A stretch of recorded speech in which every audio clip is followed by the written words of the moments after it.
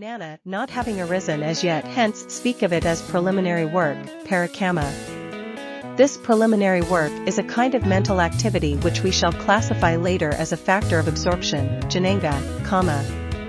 Called directing of the mind, vitakka. It should be realized that the word vitakka here has this meaning and not the commonly known meaning of thinking and speculating.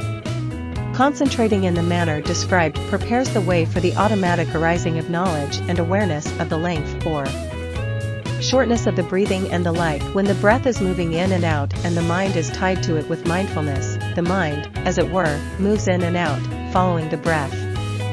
Knowledge then arises quite automatically. This knowledge is not insight, jnana, it is just clear awareness, sampajana, full awareness of the present condition of the breathing.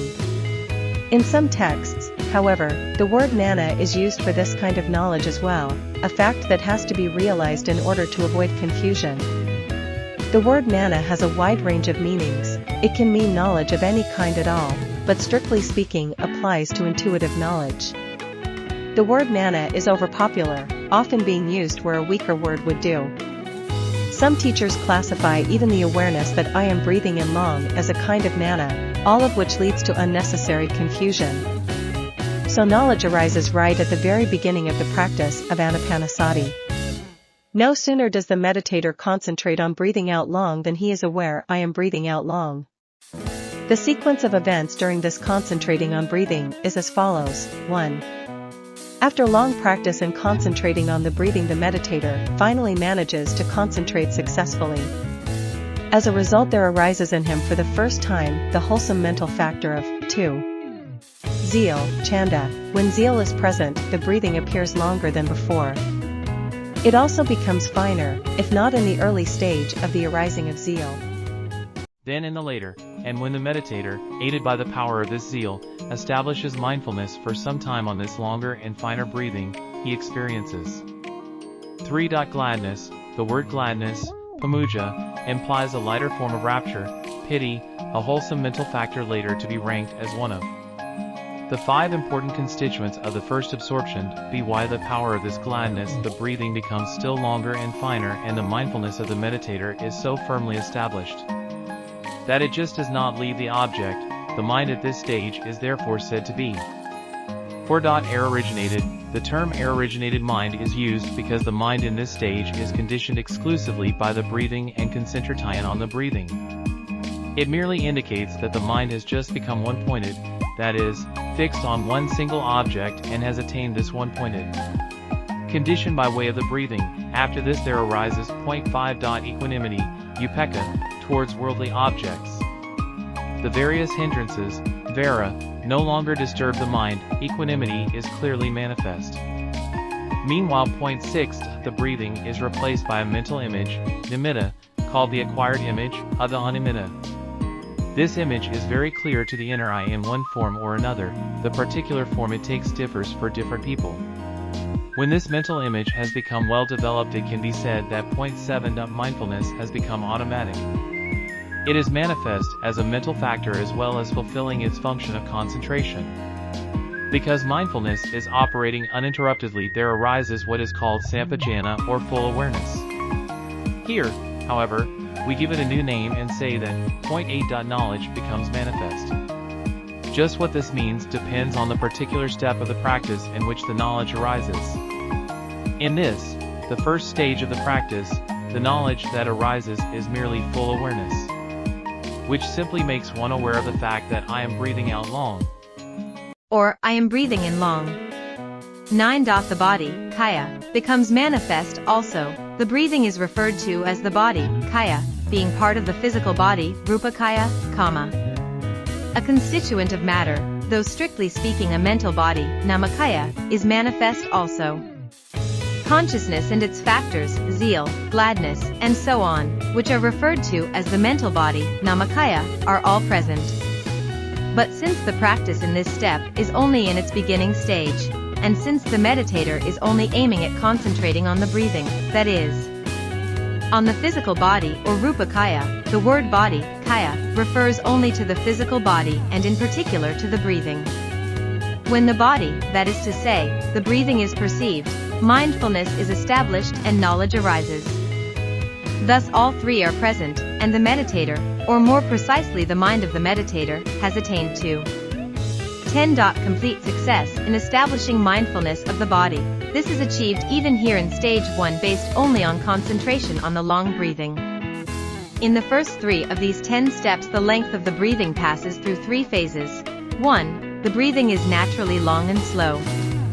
2. It becomes longer owing to the zeal that has arisen. 3.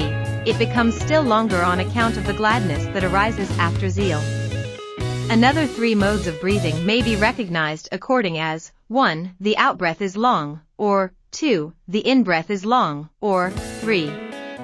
Both the out and the in-breath are long. These 3, when combined with the 3 phases in the length of breathing listed above, make a total of 9, known as the 9 modes of length. These 9 modes of length form a sound guideline for the training in concentration on long breathing in stage 1.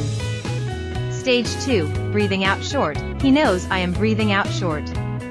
Breathing in short. He knows I am breathing in short. This stage differs from the first only in that it deals with short breathing rather than long. Breathing short here refers only to breathing that occurs intermittently, namely while the meditator is training himself by on purpose taking short breaths. As soon as he knows just what the short breath is like, he stops breathing short.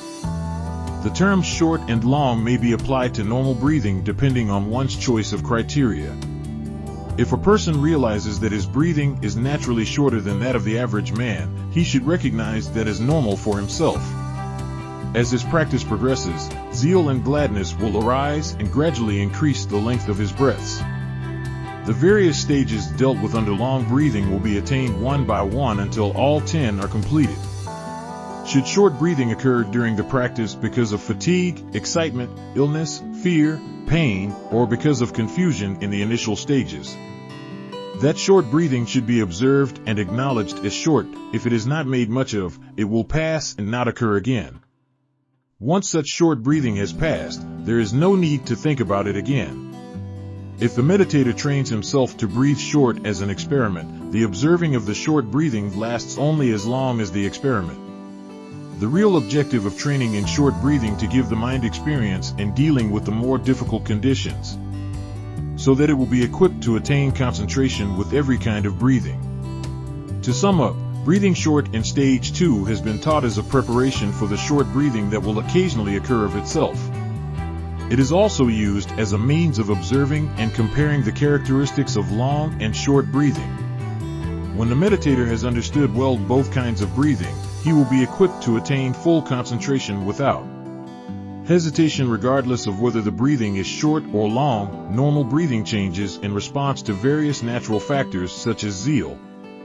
Exceptionally short or long breathing may intervene at times, but never for long. This must be adjusted as the situation demands. For instance, the arising of uneasiness can be detected by noting that the breathing has become shorter. The breathing can then be adjusted, made long again, by developing gladness. Full awareness on the part of the meditator enables him to concentrate on both short and long breathing. No matter how complicated the manner in which they arise, he will always be able to gain concentration. Stages 1 and 2 can be illustrated by the analogy of a swinging cradle. A hanging cradle is kept swinging by the nurse looking after the child. The baby, when it has just been put into the cradle, does not want to sleep. It tries to climb out of the cradle, and is likely to fall at any moment. The nurse has to be very careful and keep her eyes fixed on the child. No matter in which direction the cradle swings, and regardless of whether it swings short or long, fast or slow. Because of the movements of the baby, or because of her own irregular pushing, she must constantly follow with her eyes each swing. She is fully aware when the cradle swings short and when it swings long. Stages 1 and 2 of anapanasati are similar. Through the power of mindfulness or the mind's concentration on the breathing, the state of the breathing, long or short, fast or slow, is known at all times, because mindfulness never leaves the breathing but remains fixed on it in this way until it becomes regular and smooth. The meditator moves on to stage 3. Stage 3, experiencing the whole body, a breath, I shall breathe out, thus he trains himself. Experiencing the whole body, I shall breathe in, thus he trains himself. Some points here require careful attention. Consider the words he trains himself. Anapanasati has now reached the stage where insight, jnana, is attained. The words he trains himself refer to the practice of the threefold training, namely the training in morality, concentration, and sila-kama. Samadhi-panasika.